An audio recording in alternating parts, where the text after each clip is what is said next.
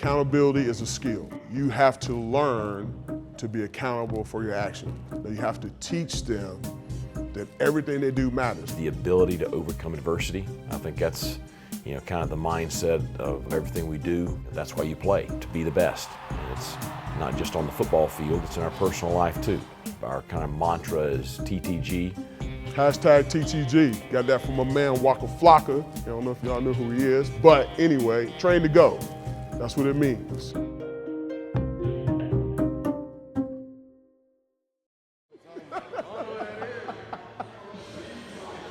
At 7 a.m. on a Wednesday before a game, most college students are dragging themselves out of bed to make their way to their first classes of the day. For the football team, however, they're already in the weight room reporting to Big John, JMU's Director of Strength and Conditioning. That's not bad for a 16-year-old, I do believe I'm the best at what I do, but that can be subjective. John is a very intelligent man who has been through a lot of life experiences, and he uses those life experiences to, develop the total student athlete, which is what we try to do with the program as a whole. My father has passed, but he was military. Which one's your bad wrist? So I just kind of watched him be disciplined and talk about his guys and the troop. He took that, he embraced that. He's a Vietnam veteran, and at an early age, as an athlete, he held me to those same standards. And I just kind of believe in, what leadership is and how you're supposed to lead from the front and all those cliches. And I just saw him live that every day. Team in the state, so if we want to be dominant in the state, we got to win this game this week. For Big John, being a strength coach doesn't just mean making sure each player reaches their goal in the weight room. It's about making each player understand that being a winning program is the standard for JMU, not just the expectation. The little achievements, man. See, expecting something and having it as a standard is two different things. Because expecting it means you're working for it, but if you don't achieve it, okay. But standard means there's no other way of operation. And that's the mentality that we take here in our program. We have made winning the standard. Scramble a bit, Danucci looking for an open receiver, now he'll flip it out there, and it is caught.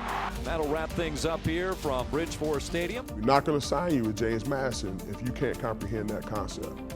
If you can't comprehend that running 110s after you do your power cleans or running 300s after a heavy squat day in the summertime, if you can't comprehend that, then this is not a place for you because that's our standard of preparation. I really want to turn up. You know what I'm saying? So how do you get a player to buy into this philosophy?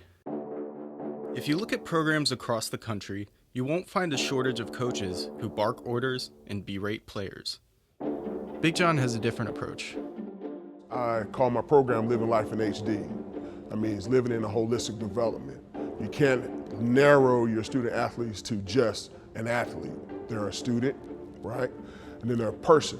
They lived a long time before they encountered you, so you have to reach into those elements of who they are. Big John, he's a fun guy to be around. He was our new strength coach. He came in as more of a father figure as far as the strength coach goes. It's a fun environment to be around, but at the same time, you're coming in here to work, just knowing that you can go talk to him about any situation that you in, so it's a good person to be around. No spies, CAA week, you know what I mean? You better make yourself announcements. It's the Carter, son. In traditional coaching in society, it's always been do as I say, period.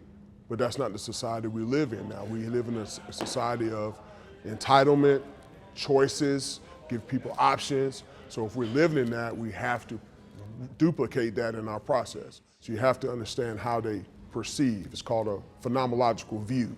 You can look at the same thing and see things differently. And so I want to see how they see things, how they comprehend what I'm telling them, so that way when I'm coaching them, I can use the right word or speak their language, so to say, and create that kind of a culture. John is who he is, and he's a no-nonsense guy. But his philosophy is the same as what our philosophy is with the entire program. He's going to care about the players on and off the field. When they're in the weight room, he's going to train them and train them very hard.